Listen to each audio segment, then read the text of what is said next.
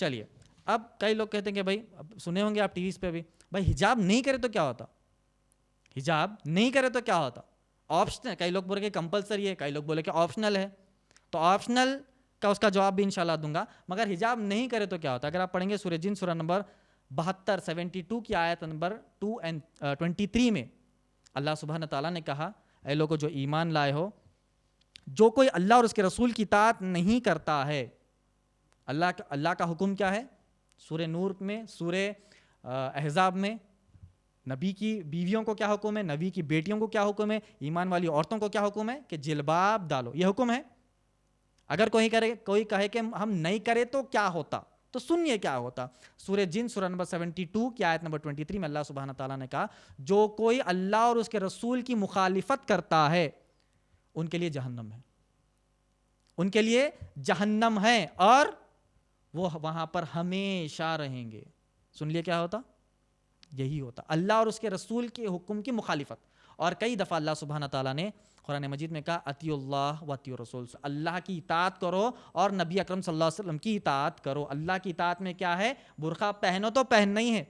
چلیے اس کے بعد صحیح مسلم حدیث نمبر 212 ابو ہریرہ رضی اللہ تعالیٰ عنہ سے روایت ہے، نبی اکرم صلی اللہ علیہ وسلم نے کہا کہ ایسی عورتیں جو نمائش دار کپڑے پہنتی ہے، نمائش دار کپڑے یعنی تنگ کپڑے، جالیدار کپڑے، آدھے کپڑے، تنگ کپڑے، جالیدار کپڑے.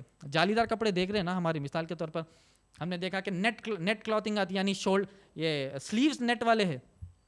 ہمارے گھر میں کبھی کبھی بچیوں کو بھی پہنا دیتے رہے چھوٹی چھنا بول کے، مطلب اس کو ٹریننگ دے رہے ہیں، آپ ٹریننگ دے رہے ہیں کہ بڑی ہو کے بھی یہ پہن سکتی، اس کے ذہن میں وہی رہے گا. تو جالیدار کپڑے، تنگ کپڑے، نمائشدار کپڑے یا آدھے کپڑے، اس کا ایکسپلینیشن ہے پہن کر جو ہے باہر نکلتی ہے.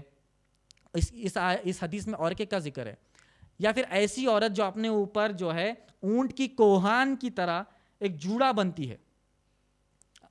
آیا سمجھ میں، کپڑوں کا ذکر ہو گیا پورا. اس کے بعد اسی حدیث میں اللہ کے نبی نے کہا کہ سر کے اوپر جو جوڑا بنتی ہے، دیکھیں ہوں گے نا فیشن آج نکل گیا کیمل ہم کر کے، سر کے اوپر اتنا بڑا نکلتا ہے اتنا. تو اللہ کے نبی صلی اللہ علیہ وسلم نے کہا جوڑا بنتی ہے، وہ جنت کی خوشبو بھی نہیں سونگے گی. سمجھ میں آ گیا، جنت کی خوشبو بھی نہیں سونگ سکے گی. ایسے کپڑے پہننے والی اور سر پر جوڑا بننے والی خوشبو نہیں سونگ سکے گی. اس حدیث میں بہت زیادہ لمبے ذکر کا بہت زیادہ جو ہے لمبی فاصلے کا ذکر کیا گیا. صحیح مسلم کی حدیث میں موطا امام مالک حدیث نمبر 8 میں ابو ہریرہ نے کہا 500 سال 500 ایئرز میں جتنا ہم سفر کر کے کتنی دور جائیں گے، اتنی دور تک جنت کی خوشبو آئے گی. تو اتنے ریڈیس کے باہر ہے وہ عورت. 500 سال سفر کر کے جتنی دور جائیں گے اتنی دور تک جنت کی خوشبو ہے، اور اتنے ریڈیس کے باہر یہ عورت رہے گی جو جالیدار دکھاوے تنگ کپڑے اور سر کے اوپر جوڑا بنتی ہے.